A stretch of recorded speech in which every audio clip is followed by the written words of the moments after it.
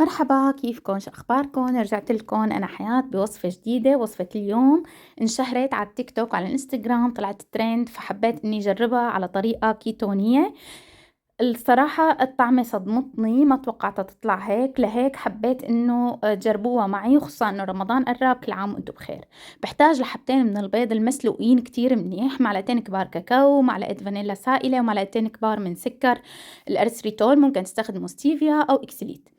أول شي رح أحط البيضتين والكاكاو والفانيلا وسكر الكيتو. طبعا هيك عملوا بالوصفة الأصلية، ما ضافوا أبدا سوائل، لهيك حبيت إني أجربها مثل ما موجودة هي بالفيديو الأصلي.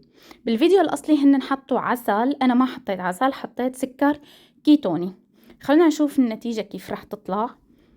خلطتهم بالخلاط مع بعض مثل ما عملوا بالفيديو تماما. بعدين لاحظت إنه كتير ناشفة، يعني خلطوا منيح بس كتير ناشفين، لهيك لازمها سوائل. فضفت حوالي 40 40 جرام من حليب اللوز، يعني أقل من فنجان قهوة صغير. ممكن تضيفوا كريمة سائلة كمان، بيمشي الحال، تكون دسمها عالي طبعا وبدون سكر. رجعت خلطتهم وشوفوا النتيجة. شايفين الفرق بين أول خلطة وتاني خلطة؟ لهيك هي بحاجة سوائل. هاي النتيجة. حطيتها بزبدية، طلعت قدر زبدية واحدة فقط، فلهيك أنا عملت الكمية صغيرة، مشان بصراحة إذا ما عجبتني ما إني أكون عاملة كمية كبيرة وأزعل عليهم يعني.